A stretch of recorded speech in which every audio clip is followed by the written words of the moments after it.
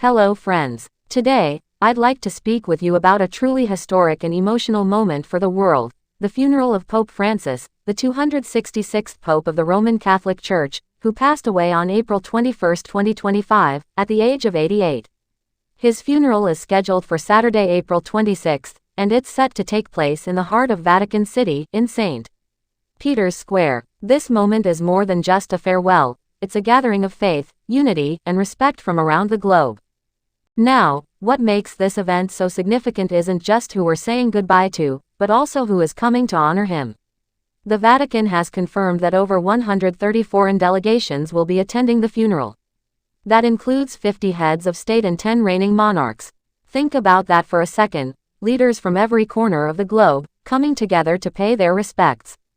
From the Americas, we'll see President Javier Milei from Argentina, President Lula da Silva and First Lady Janja from Brazil, President Xiomara Castro of Honduras, and from the United States, President Donald Trump and First Lady Melania.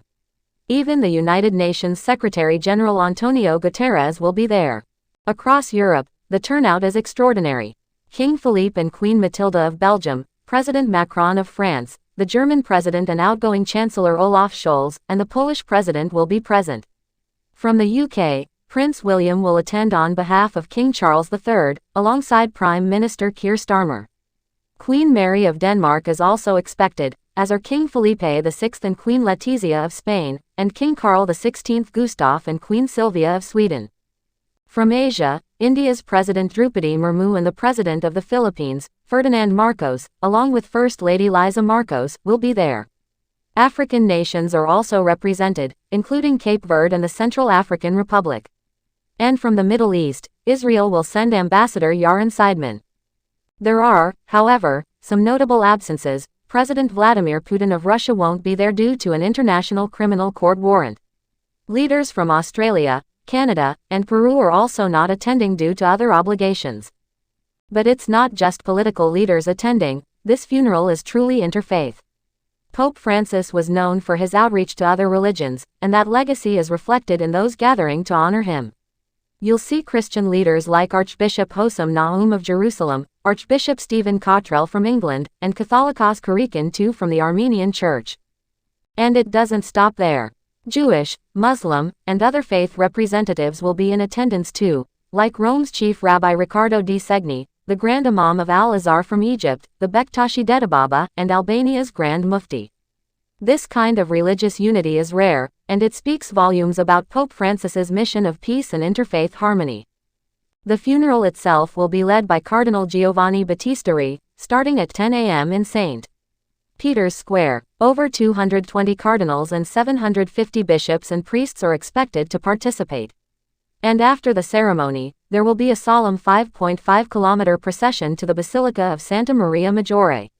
This was Pope Francis's wish, to be buried modestly, outside the Vatican walls, with only the simple Latin word, Franciscus, on his tomb. Now, let me touch on the scale of security involved. Rome is not taking any chances. Over 8,000 security personnel have been deployed, including the Vatican's gendarmerie and the iconic Swiss Guard. There's a no-fly zone, anti-drone systems, surveillance jets in the sky, and even sharpshooters positioned for protection. The city has put up barriers and opened major areas to handle the massive crowd of over 200,000 mourners. After the funeral, there will be a 9-day mourning period. Once that's complete, the Vatican will begin the process of selecting the next pope. And yes, there are already names being whispered. Cardinals Matteo Zuppi, Pietro Parolin, and Luis Antonio Tagle are all strong candidates. So as we gather to remember Pope Francis, we're not just saying farewell to a man, we're recognizing a life of service, of humility, and of bringing people together across cultures and faiths. His funeral isn't just an event, it's a message to the world.